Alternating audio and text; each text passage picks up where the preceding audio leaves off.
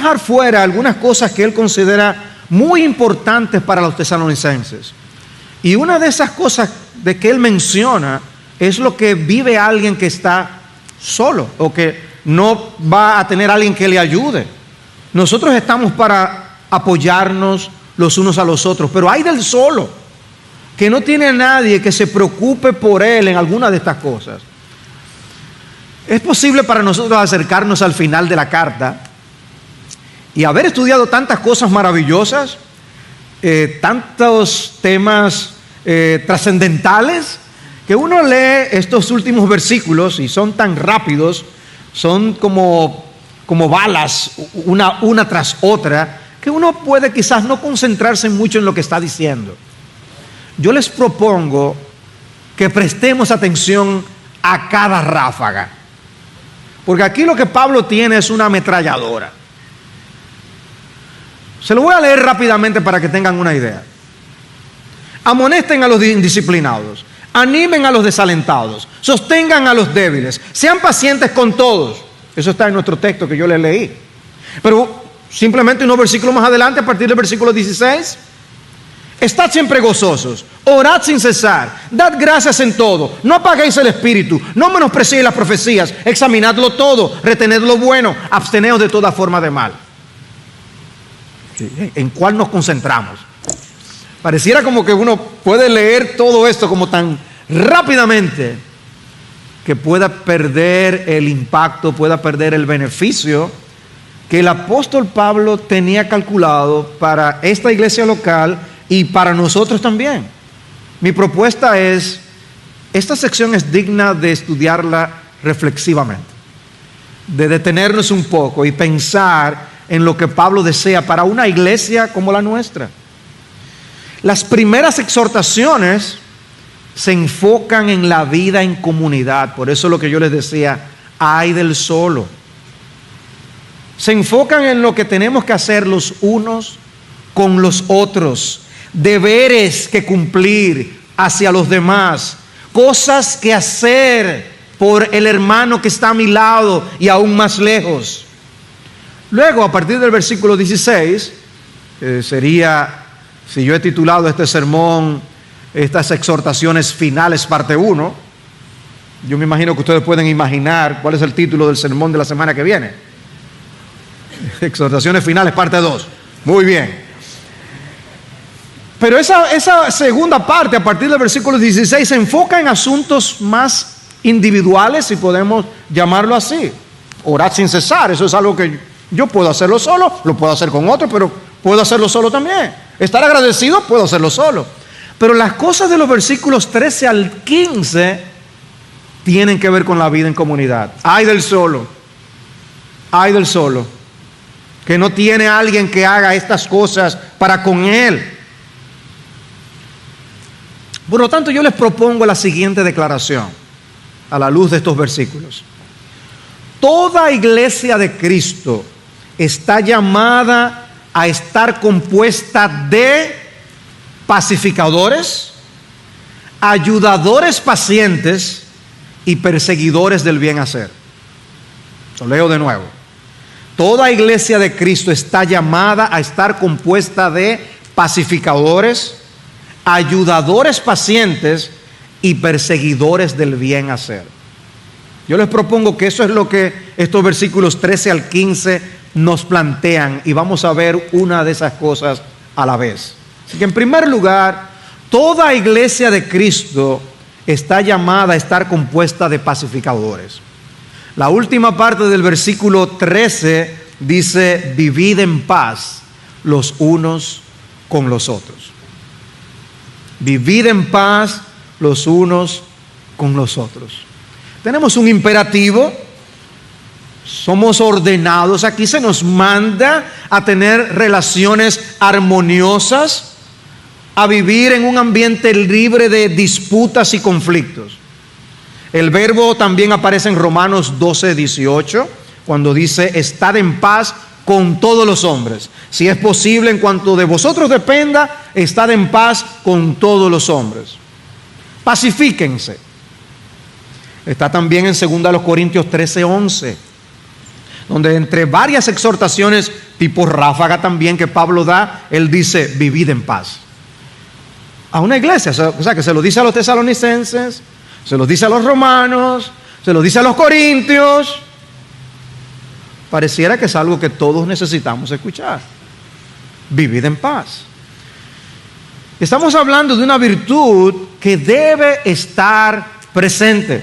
No se olviden de esto. Les acaba de hablar de cómo relacionarse con los líderes de la iglesia, pero hay otro ingrediente que también es importante. No deben olvidar.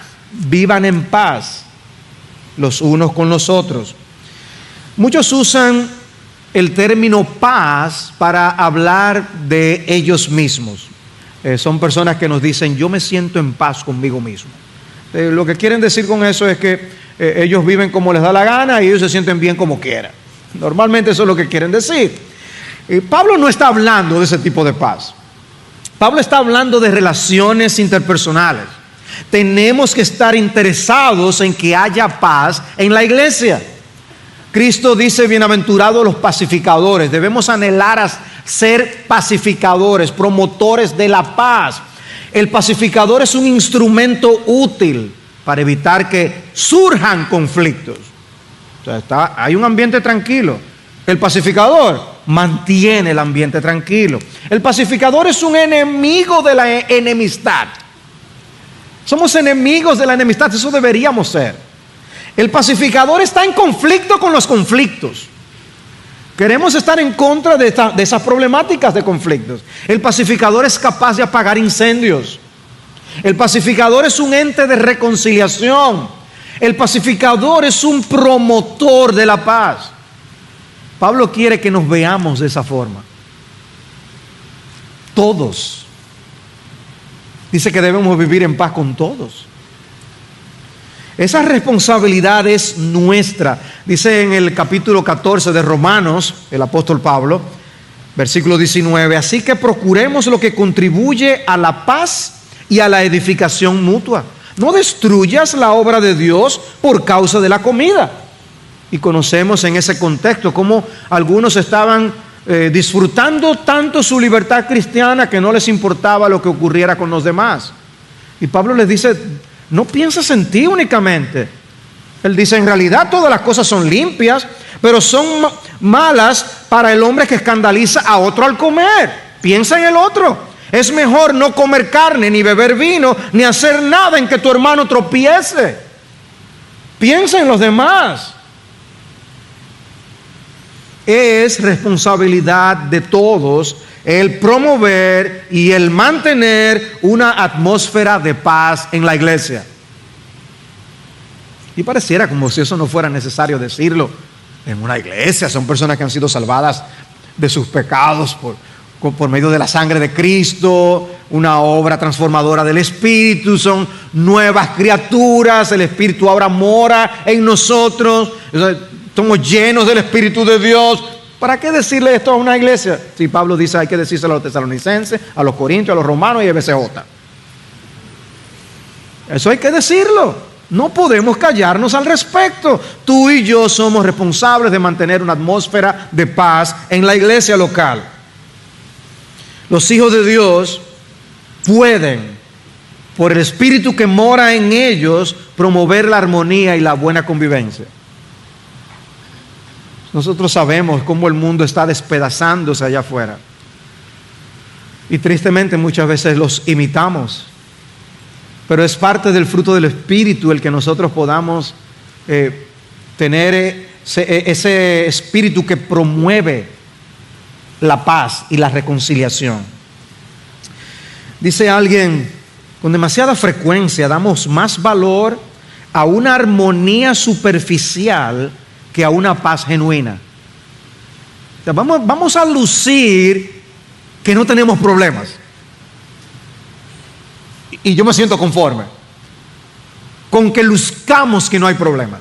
Dice, somos amables, somos nice en inglés, unos con otros, y coexistimos sin una guerra abierta, al menos la mayor parte del tiempo, debido a que valoramos tanto el caer bien y ser nice, el no molestar o perturbar a alguien, que evitamos el arduo trabajo que se necesita para mantener una buena relación.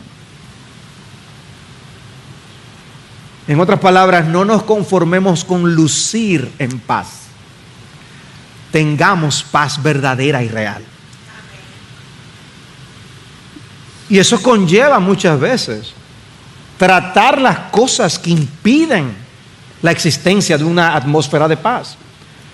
Eso amerita que muchas veces provoquemos reconciliación donde no lo hay. Eso es ser pacificador. Es una gran responsabilidad.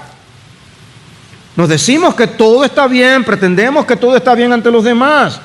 Asumimos que tenemos licencia para matar, licencia para chismear. Y en vez de hablar las cosas, tratar las cosas, preferimos hablar con otro acerca de las cosas. Y dejamos que el diablo haga su trabajo, echando sal en viejas heridas, provocando malos entendidos, ahondando nuestras diferencias, levantando sospechas y suspicacias, y nos conformamos con una armonía superficial y no trabajamos por la verdadera paz del Espíritu de Dios. Nos dice Pablo, vivid en paz con los demás. Debemos ser promotores, todos nosotros, promotores de esa paz. Hermanos, no seamos como el océano Pacífico, que nada más es pacífico de nombre, porque eso es un océano que tiene mares tormentosos. Hay personas que tienen de nombre el ser pacífico, pero en realidad son otra cosa. No seamos pacificadores, no de nombre, sino de hecho y en verdad. Toda iglesia de Cristo tiene que estar compuesta de pacificadores. Pero en segundo lugar, versículo 14, toda iglesia de Cristo está llamada a estar compuesta de ayudadores pacientes. Y van a ver por qué yo le pongo ese nombre a lo que Pablo está diciendo aquí. Toda iglesia de Cristo está llamada a estar compuesta por ayudadores pacientes. Todos debemos ser ayudadores y todos esos ayudadores deben ser pacientes. El texto dice, y os exhortamos, hermanos, a que amonestéis a los indisciplinados, animéis a los desalentados, sostengáis a los débiles y seáis pacientes con todos. Y Pablo presenta el caso de 3 grupos en necesidad. 3 grupos. Realmente pudiera, me imagino, haber aumentado ese grupo a otro número, haber sido un grupo de 6 o 9, 12, quién sabe. Pero él escogió estos 3 grupos. En toda iglesia hay hermanos que encajan en alguna de estas categorías: indisciplinados, desalentados y débiles. Y dice Pablo que tú y yo tenemos una responsabilidad ante ellos. O sea, Pablo no dice, aquí en esta iglesia todos son fuertes, aquí no hay nadie indisciplinado. No, él asume que en la iglesia va a haber ese tipo de personas. Y que nosotros tenemos una responsabilidad todos hacia esas categorías. Creo que hacia muchas otras categorías también. Pero son 3 ejemplos de cómo debemos servirnos y ayudarnos los unos a los otros. Así que en primer lugar él dice, los indisciplinados deben ser amonestados. Los indisciplinados deben ser amonestados. El término que la Biblia de las Américas traduce indisciplinados ha sido traducido por otras versiones como ociosos, holgazanes y desordenados, otras versiones en español.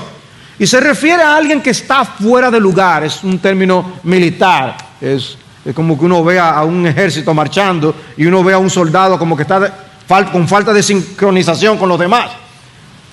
Este es alguien que no está en su lugar, está fuera de lugar, fuera de orden.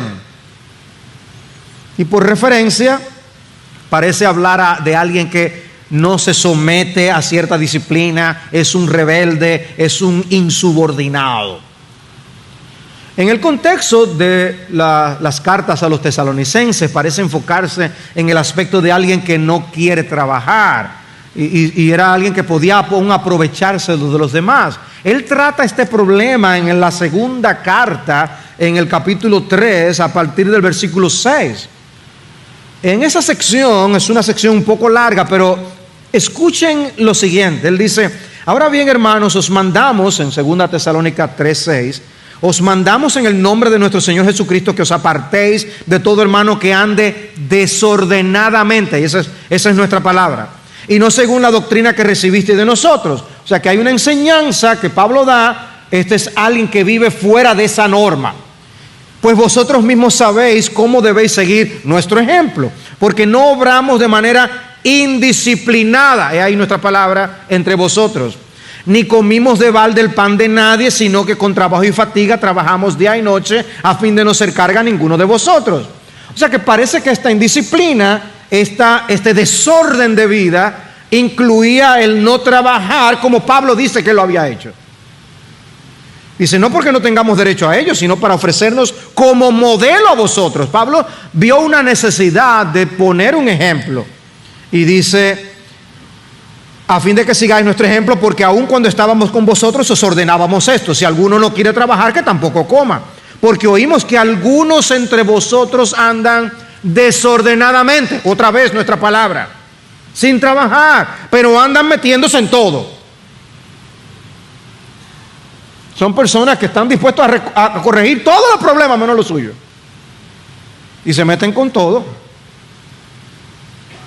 Dice, a tales personas les ordenamos y exhortamos en el Señor Jesucristo que trabajando tranquilamente coman su propio pan.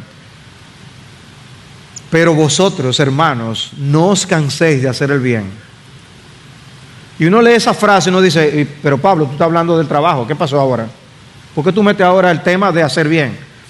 Vamos a ver cómo al terminar el versículo 15, lo que vamos a estar estudiando, Pablo hace un énfasis en que debemos ser hacedores de bien. Y él lo introduce aquí en este tema, porque nosotros fácilmente, al ver el mal ejemplo de alguien que no quiere trabajar, al ver la vida de aprovechadores, nosotros podemos frenarnos de ayudar a los demás. Y Pablo está diciendo, observen, amonesten, llamen la atención a estas personas, pero no dejen de hacer el bien. No os canséis de hacer el bien. Y si alguno no obedece nuestra enseñanza en esta carta, señalad al tal y no os asociéis con él para que se avergüence. Podía hacer algo para llevarlo a disciplina eclesiástica. Sin embargo, no lo tengáis por enemigo, sino amonestadle como a un hermano. ¿Ven? Sí, hay que amonestar a los indisciplinados. Hay que identificar a esas personas. Ahora, hermano, si tú estás observando a alguien digno de ser amonestado, primero tómate tu tiempo, ve a las Escrituras, estudia si lo que tú estás pensando realmente es así, porque puede ser tu impresión. Ora al respecto y habla con la persona. Porque nosotros también podemos estar albergando opiniones que no sean necesariamente conformes a las Escrituras. Y tal amonestación estaría fuera de lugar. La idea no es no amonestes. La exhortación es a amonestar. Pero debe ser una amonestación bíblica, según la palabra de Dios. En segundo lugar, nosotros debemos también hacer algo con otro grupo. Los desalentados deben ser animados. Los desalentados deben ser animados. Es un grupo completamente diferente, que debe recibir otro tipo de trato. La gama de significados de esa palabra desalentado es una palabra poco común. La gama de significados incluye estar alguien preocupado, desanimado, temeroso, sentirse inadecuado, falto de confianza, abatido, triste, débil. Son cosas que puede incluir el término. Y uno se pregunta, ¿y por qué están desalentados? ¿Qué es lo que les mueve a sentirse de esta forma? Puede ser que la persona te diga por qué está desalentado, y eso nos ayuda, pero puede que no nos los diga. Quizás conoces bien a la persona y lo puedes percibir. Tú lo conoces y dices, a ti te pasa algo. Dime, ¿qué te pasa? Y uno sabe que hay ese tipo de conversaciones. Hay algunos a quienes se les nota en la cara, pero con otros es más difícil saberlo a menos que nos digan. De forma que necesitamos tener una relación con las personas para poder nosotros identificar esta situación y poder ser de ayuda. En el contexto de los tesalonicenses, habían estado enfrentando persecución. Podía ser que alguno de ellos estuviera enfrentando alguna de esa persecución, o algún familiar estuviera enfrentando esa persecución, y se sentían desalentados. Ahí hay una manera de abordar ese caso, de cómo alentar a alguien que está padeciendo por estas cosas. Pero nosotros debemos estar, dice Pablo, mirando esas oportunidades para traer las promesas del Señor al alma que está en necesidad, al alma que se ve empequeñecida, para nosotros poder levantar el ánimo. No se supone que andemos desanimados y ya nos quedemos así. ¡Ay del solo!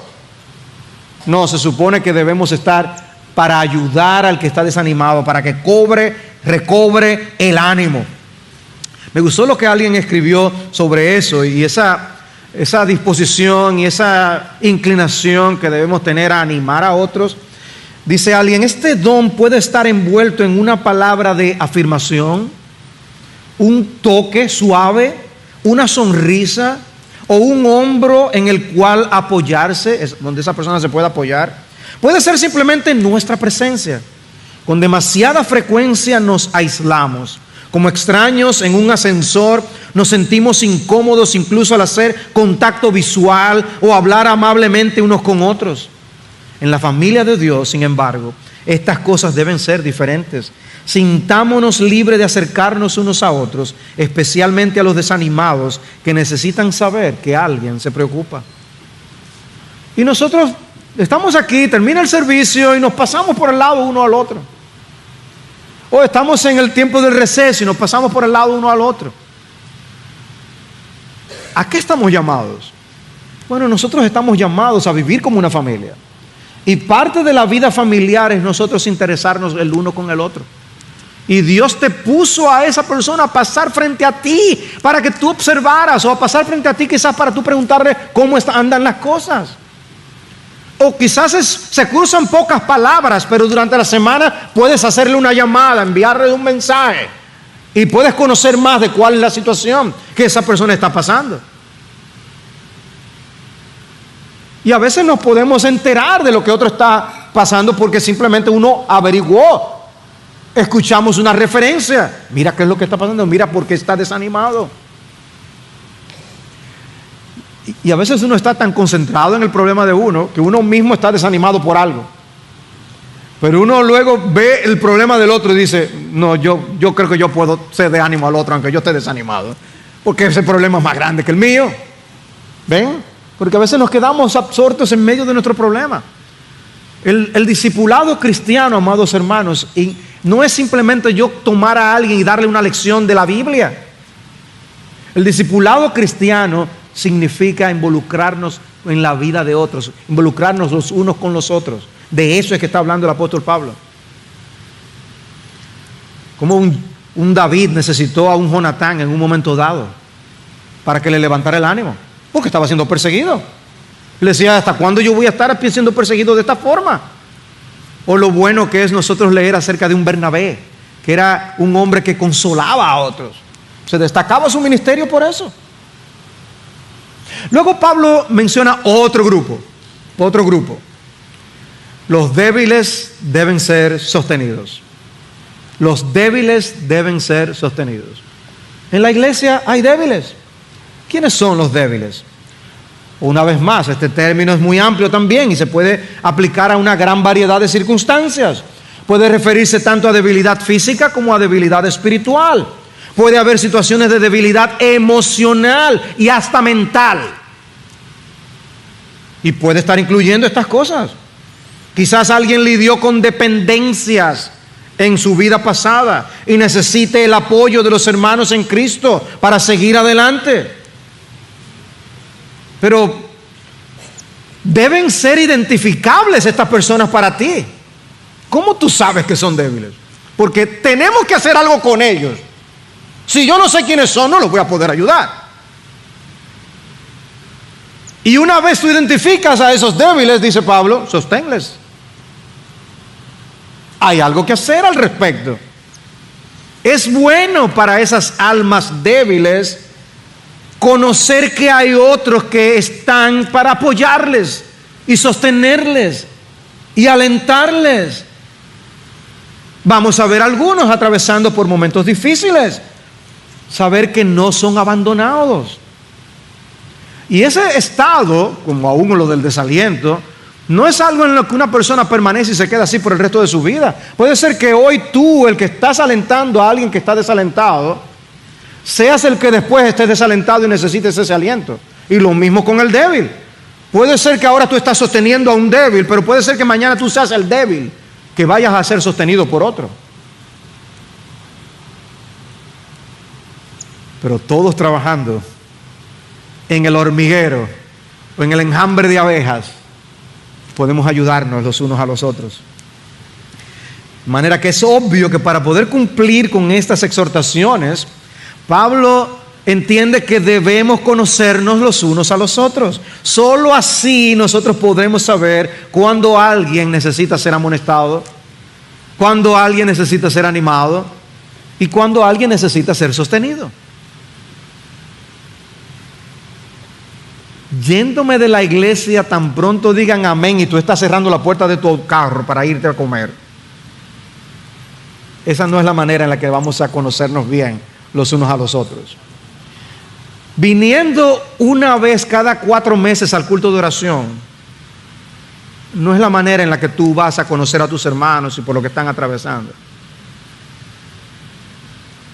Tenemos que conocernos los unos a los otros.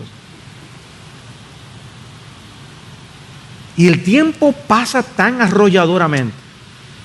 Hay veces que yo le digo a Joana y a mi esposa, le digo, dígame, tenemos que invitar a tal persona. Pasan los meses, los años, y no invitamos a esa persona. El tiempo corre arrolladoramente, no nos espera. Y los momentos más especiales y geniales han sido cuando, ¿qué tú tienes que hacer ahora? Ven para casa. Y esos son los momentos que se dan maravillosos. Tenemos que hacer eso más los unos con los otros. Y cruzarnos y conocernos y empaparnos de nuestras vidas los unos con los otros. Pero tenemos que conocernos.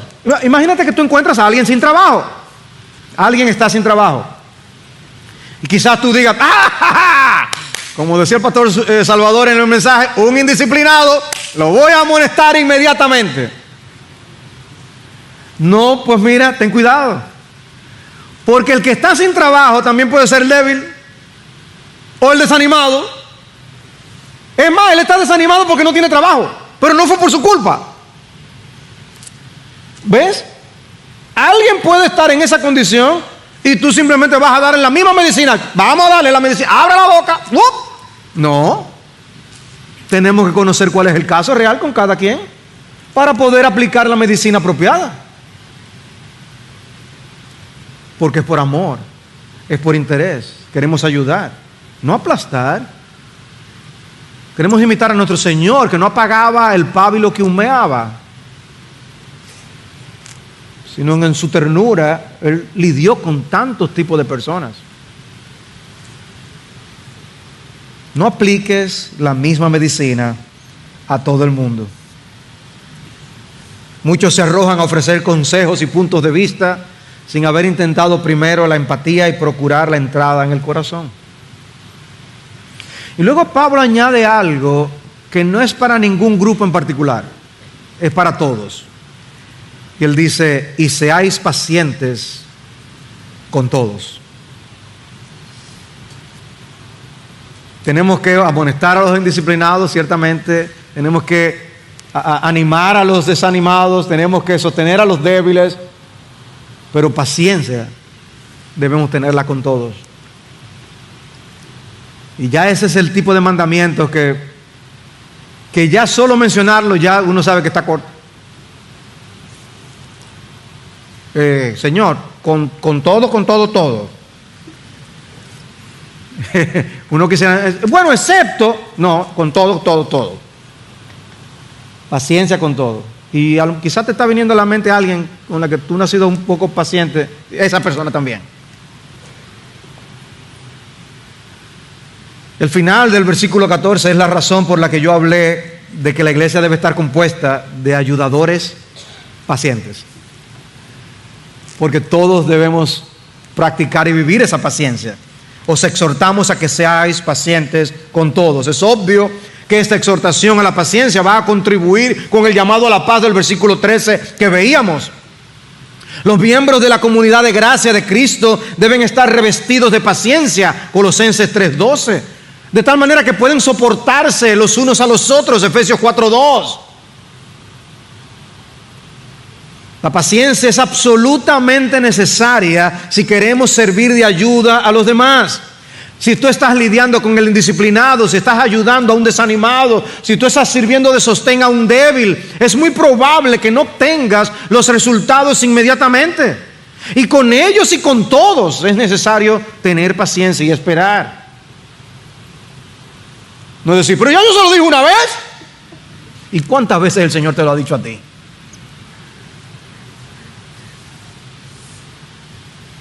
Nos interesa que Cristo sea forjado no solamente en nosotros, sino también en nuestros hermanos. Y Dios hace ese trabajo pacientemente en los suyos. Y nosotros no lo vamos a lograr de la noche a la mañana. Y ahí entra la paciencia. Miguel Ángel, el famoso Miguel Ángel, tardó mucho tiempo dando sus últimos toques a una de sus obras famosas. Cierto amigo que lo visitaba con frecuencia, lo visitaba y veía cómo iba la obra, y le preguntaba, ¿y qué tú hiciste hoy? Y Miguel Ángel le decía, bueno, hoy he perfeccionado este detalle de la mano, yo he mejorado la sombra de aquella arruga, he arreglado la luz que está en aquella parte del vestido. Pero esas son minucias, le decía el amigo. ¿Tanto tiempo para esas cositas? Y Miguel Ángel le dijo, ciertamente, pero la perfección está compuesta de muchos detalles y la perfección no es una insignificancia. ¿Y qué obra está haciendo Cristo en cada uno de los hijos de Dios? ¿Qué obra está haciendo el gran alfarero en cada uno de sus hijos? Para nosotros pensar que porque ya nosotros hayamos dicho algo a un hermano, ya eso tiene que estar corregido y andar de manera perfecta al día siguiente. No, debemos tener paciencia para dar con el cincel un toque aquí, dar con pintar un poco con el pincel un poco allá y ver esa obra terminada con el tiempo, por la gracia de Dios y por el Espíritu de nuestro Dios. Pero a veces queremos que los cambios sean más rápidos de lo que Dios ha diseñado para cada uno de los suyos. Fue Dios que decidió que la santificación sea progresiva. Y debemos entenderlo, eso es parte del asunto. Son muchas cosas en las que se necesita la paciencia. Y observa, sin embargo, el texto no está diciendo que tú debes exigir que los demás tengan paciencia contigo. O sea, no estamos estudiando esto para que tú digas, ten paciencia conmigo, tú no oíste el mensaje. No, tú tienes que tomar en serio lo que se te dice. Deja que el otro te trate con paciencia. Pablo está exhortándonos a todos a tener esa paciencia.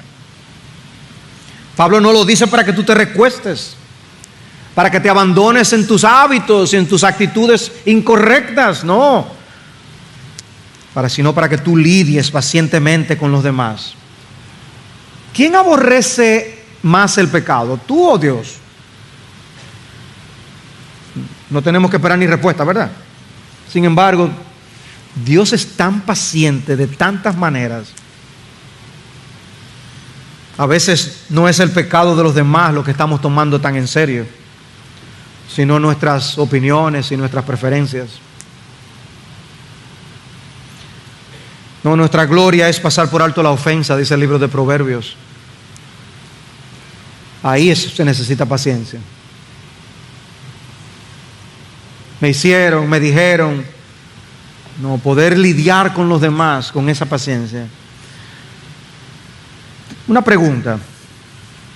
Si tú hubieras sido José en Egipto, fuiste vendido, terminaste como un siervo, un esclavo en Egipto, te metieron en la cárcel injustamente por algo que tú no hiciste, atravesaste por todas esas penurias por causa de tus hermanos, maravillosos hermanos que te vendieron, tuvieron la gran idea de venderte, y tú llegas a esa posición de poder en Egipto. Si tú hubieras sido José, ¿qué le hubiera pasado a tus hermanos cuando llegaron a Egipto? Me parece que hubo una reacción aquí en el ambiente. Interesante. Amados hermanos, la paciencia tiene que ayudarnos en nuestras familias y en la familia de la fe. Muchas cosas deben ser diferentes. En nuestra impaciencia traicionamos muchas veces aquello que supuestamente estamos deseando y exigiendo de los demás. Decimos que es para la gloria de Dios, pero lo pisoteamos en la manera en cómo lo hacemos. Y seáis pacientes con todos. Uno no quisiera que Pablo abarcara tanto, pero con todos, hasta con los conductores en la calle, los motoristas también, pastor.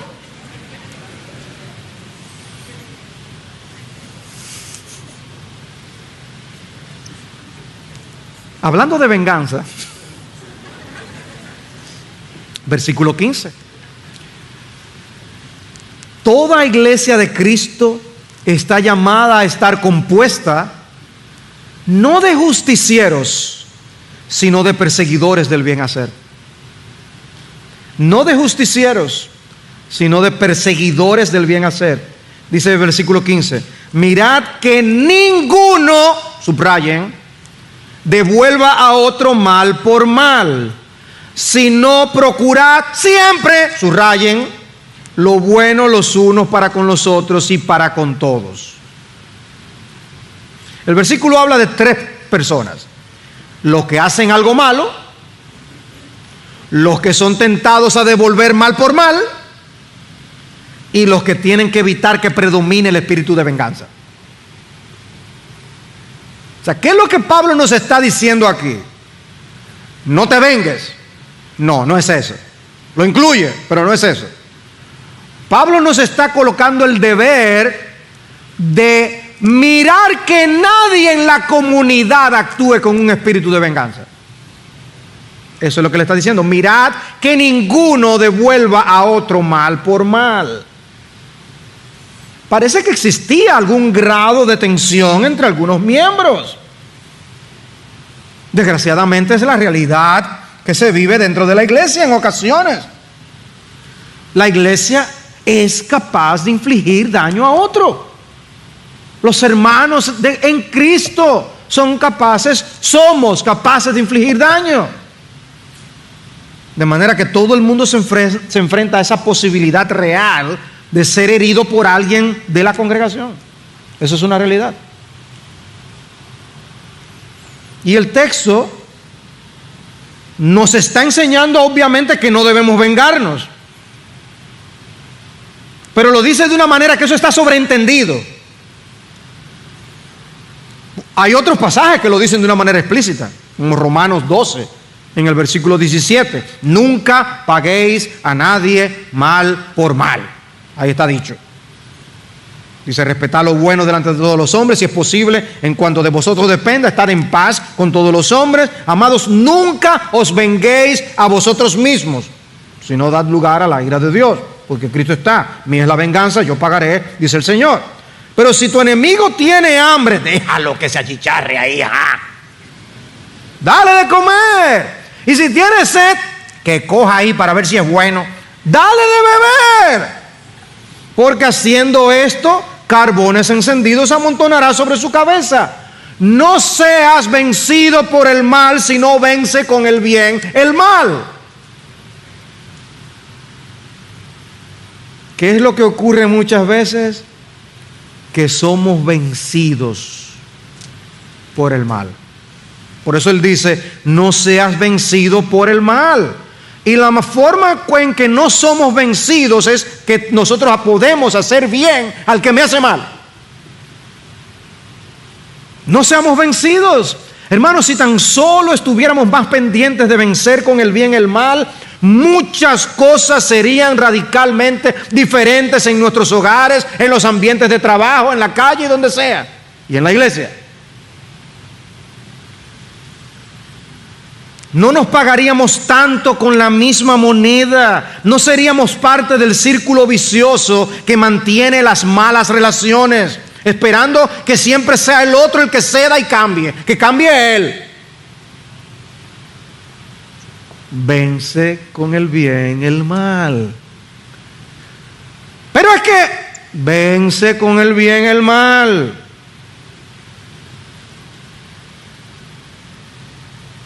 ¿Saben el mal testimonio que damos cuando nos comportamos como la gente de este mundo? Un autor escribió esto.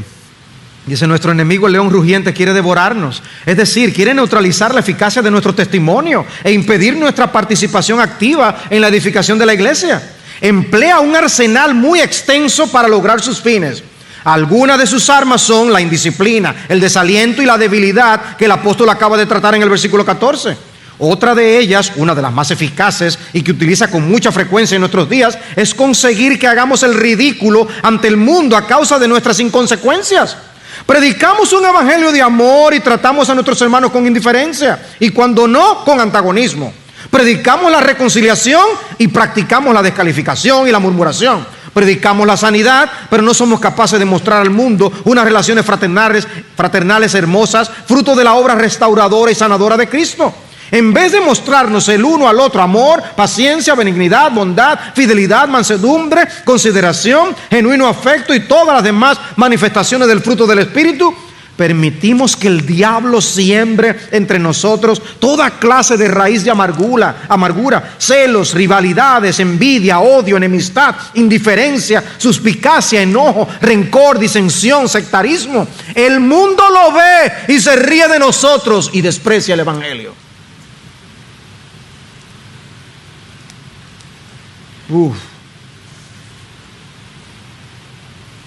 Sí, tristemente somos nosotros a veces el tropiezo, tú y yo. Pero lo que Pablo está diciendo va más lejos. Él quiere que tú y yo seamos promotores de un estilo de vida diferente dentro del pueblo de Dios. Por eso les decía, él no dice no devuelvas a nadie mal por mal, sino chequea que nadie devuelva a otro mal por mal. Mirad que ninguno devuelva a otro mal por mal. Pablo no solo quiere que cuides la manera en que tú respondes cuando un hermano te hace mal. Él quiere que también cuides la manera en que otros responden cuando les hacen mal. No podemos controlar siempre lo que otros hacen, pero sí podemos controlar cómo les respondemos. Debemos hacer nuestra parte y luego confiar en que Dios hará su parte. Y vemos si somos testigos de una de estas situaciones, dice, involúcrate y ayuda a tus hermanos. Si nosotros anduviéramos con los sensores activos para detectar cuando nuestras reacciones se asemejan más a la gente sin Cristo que a los de seguidores de Cristo, eso provocaría cambios en nuestras vidas. ¿Haríamos las cosas diferentes? Yo creo que sí. Dice alguien, cuando hay roce entre dos hermanos de la congregación, los demás no podemos lavarnos las manos y decir, oh, esto es asunto suyo, que lo resuelvan ellos. Porque de hecho es un asunto que afecta a la salud espiritual de toda la iglesia. Sí, yo sé que a veces embarra el uno estar cerca del sucio que otros han causado. Lo que Pablo está diciendo es que debemos estar dispuestos a ensuciarnos muchas veces. Las ofensas van a ocurrir, amados. Van a ocurrir. Pero el mayor problema es cuando esas ofensas toman su curso y promueven que las amarguras se desarrollen y provocan fuegos que hacen mucho daño. Y Pablo nos está llamando a andar con cizallas cortando cadenas, impidiendo que esas cadenas de desgracias se formen y que nos hacen actuar mal con amargura los unos con los otros. No seas un mero espectador de la vida de la iglesia. No seas mucho menos un crítico. Debes ser un participante activo que procura el bien de toda la congregación.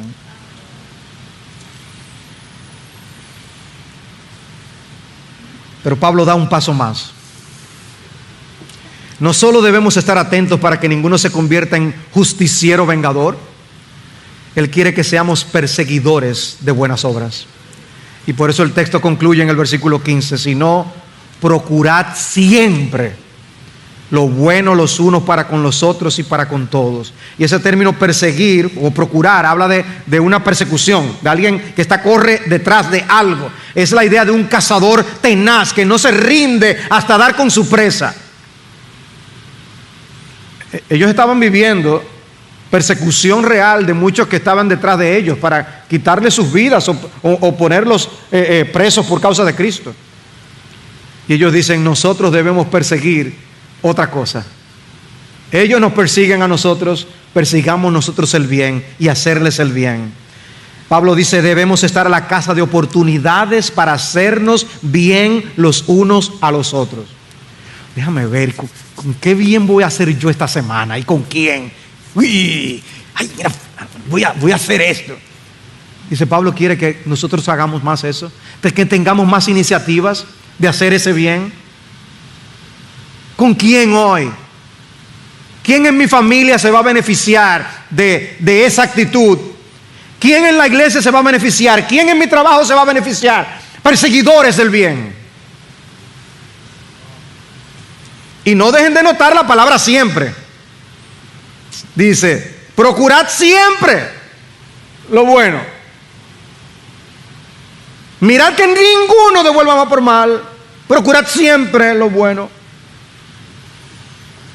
Dios quiere que nosotros aprendamos a hacer bien cuando nos hacen daño, bendecir cuando nos maldicen.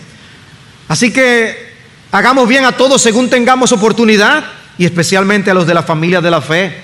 Gálatas 6:10 dice: a todos, pero especialmente la familia de la fe. ¿Cuánto más entonces lo de tu propia familia en tu casa? ¿Cómo estás tratando a los de tu casa? ¿Cómo estás tratando a tu mujer? ¿Cómo estás tratando a tu marido? ¿Cómo estás tratando a tus padres, a tus hijos? ¿Cómo tratas al servicio? Siempre buscando maneras de mostrar bondad. No justicieros. Pablo.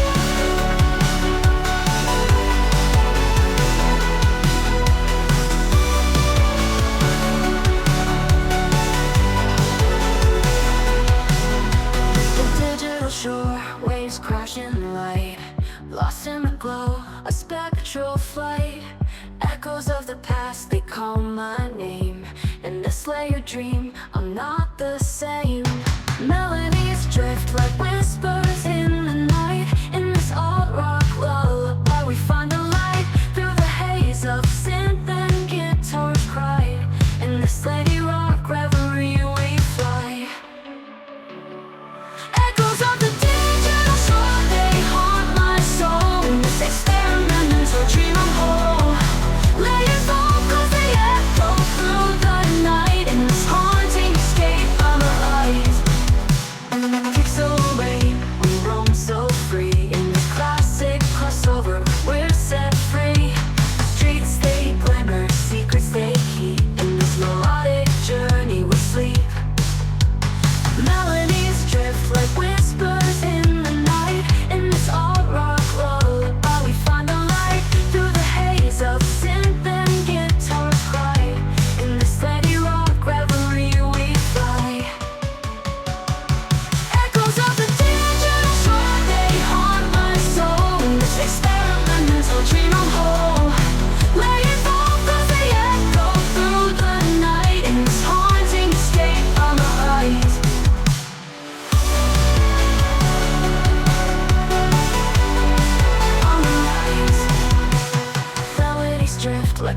us in the night. In this all-rock lullaby, we find the light. Through the haze of synth and guitars cry. In this indie rock reverie, we fly. Let the digital sun, they haunt my soul. In this experimental dream, I'm whole.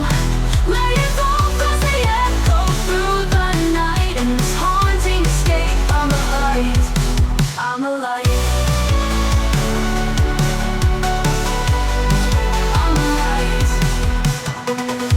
Of the neon sun, we find our way, we're not undone. In the echoes of the layered heart, we start again from the very start. I'm a light. Echoes of the neon sun, we find our way, we're not undone. In the echoes of the layered heart, we start again from the very start.